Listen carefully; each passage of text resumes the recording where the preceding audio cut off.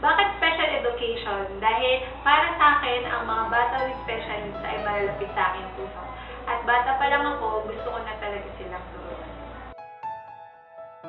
4 years na ako nagtuturo ng special education. Pang 4 years ko na to. Simula pagka-graduate ko pala, nagturo na ako ng special education. Nagturo ako sa mga iba't ibang bata. Nagturo ako sa batang may ADHD, may autism, may Down syndrome, tsaka may LD. Lahat sila, nasubukan ko na rin masaktan, nasubukan ko na rin na masapak, pero kasama yun sa trabaho. Kaya, para sa akin, okay lang kasi naiintindihan ko yung mga bawat bata kung ano yung pinagdadaanan nila. Sounds of the letter F? Fa! Very good. That is the sounds of the letter F, Gavin. Fa! Fa! Fa! Hindi nag-push through kasi nung high school ako, nakakita ko ng mga special child. Tapos, naisip ko noon na parang, paano ba turuan ng mga special children? Dapat mag-nursing talaga ako. So, high school ako, napaisip ako, paano ba sila turuan? Paano ba pasukin yung mundo nila? Paano sila gumalaw? Kaya nung high school pa lang ako, tinake ko na yung special education. Tapos, unti-unti ko siyang nagustuhan habang tumatagal.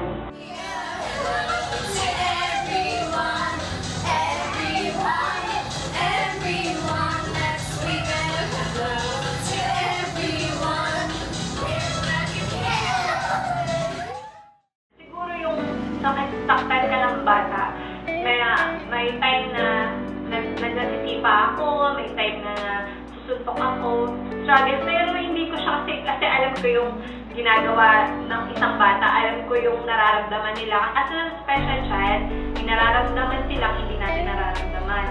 So, minsan, kaya lang nila nasasaktan kaming mga teacher kasi nagtatantrum sila. Kaya, bago pa lang kami pumasok sa special education, alam na namin na masasaktan kami, alam na namin na magiging ganito yung hahawakan namin bata. Kaya para sa akin, yung struggle na sinasabi, hindi ko yung nararamdaman. Tanggap namin, hindi naman kami umaayaw kahit na nasasaktan kami.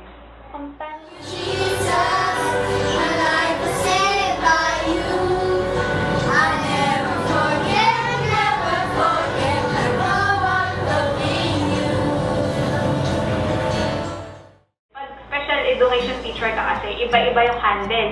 Depende sa bata. Merong bata na kailangan kung saan siya takot, dun mo siya i-handle. For example, meron kaming bata na takot siya sa rug. So, every time na magja-jump siya ng sobrang taas or mag-kick siya ng ibang classmates, kukuha kami ng rug, tapos ipapakita namin sa kanya. Dun pa lang nagsistop na siya.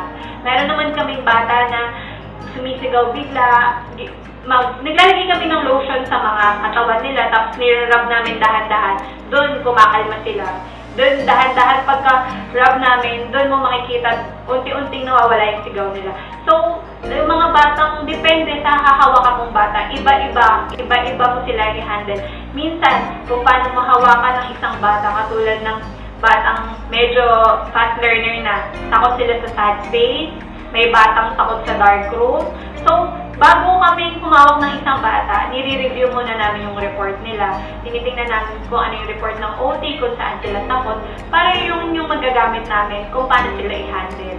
Kung paano pag nag-tantrum sila, kung paano namin sabihin na every time na tatakbo or mananapak sila, ang ginagawa namin, kung yung sinabi ng OT na takot sila, yun yung pinapanakot namin sa kanila. Pero never naman kami talaga naghahawak ng bata or manakit ng bata kasi hindi dapat saktan ang isang batang with special needs kahit sobrang lala niya. Kasi kailangan meron kang aaralin mo kung ano yung dapat mo ipanakot sa kanya. Parang gano'n. Para hindi maging okay yung pag-tantrums niya.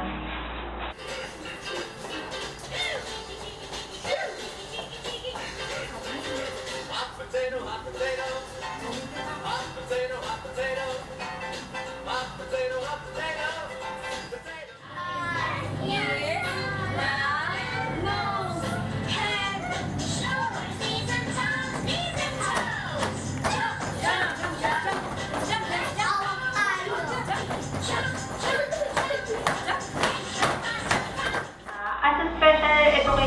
teacher, wala kaming lesson plan.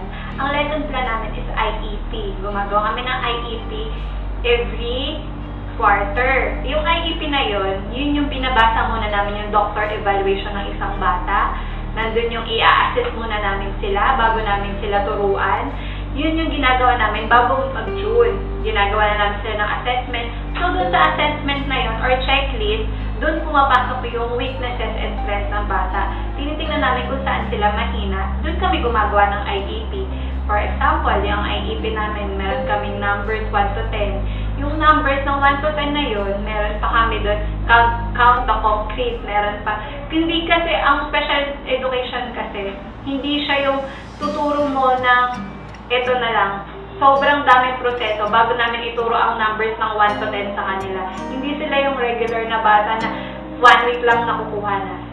Ginagawa namin siya every month. 1 month depende sa bata kung matututunan niya yung 1 to 10 ng 1 month.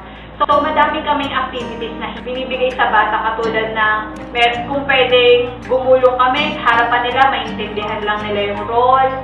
Kaya, yung IEP namin, doon namin nilalagay kung ano yung ituturo namin sa kanila every quarter. Doon sa IEP na yun, pinapakita namin yun sa parents, sa therapy, para malaman nila kung ano yung tinuturo namin. Nagkakaroon na, pag may IEP kami, nakita ng therapy, yun din yung ginagaya nila para yung ano ng bata na ma-master. Ibig sabihin, nagtutulungan ng ang therapy at ang SPED teacher para yung bata maging okay sa isang subject or kaya sa isang lesson na kailangan niyang makuha. Kasi depende sa bata, depende sa kung ano yung progress ng bata. Hindi kami pwedeng gumawa ng isang IEP ng pangkalahatan. Every child kasi yun. May assessment sila every child. Hindi pwede na isang bata, 5 bata, ito lang IEP nila. Kailangan mo munang i-assess bago ka gumawa ng IEP sa isang bata. I grow up serving you. I love you, Jesus. My life is saved by you. Para sa akin, ang difference ng SPED teacher at regular teacher, yung SPED teacher kasi, nag-handle kami ng 6 kids sa isang room. Ang regular teacher, nag-handle sila ng madami. Pero kami, kahit 6 kids lang ang nasa room namin, doble ang ugali ng mga bata namin. Kaya para sa amin, ang sacrifice ng SPED teacher, lagi kami nagpre-prepare ng iba't ibang activities, lagi kami nagpre-prepare ng iba't ibang mga motor skills, fine motor, para makuha namin or maano namin yung kailangan ng bata namin. Kasi ang regular teacher is meron silang sinusunod na lesson plan. Kami, hindi kami mag-move sa isang lesson hanggat hindi na master ng isang bata.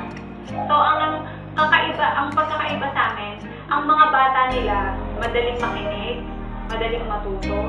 Ang mga bata namin, nakikinig, natututo. Mas madami kami proseso kaysa sa regular teacher para ma-master ng bata ang isang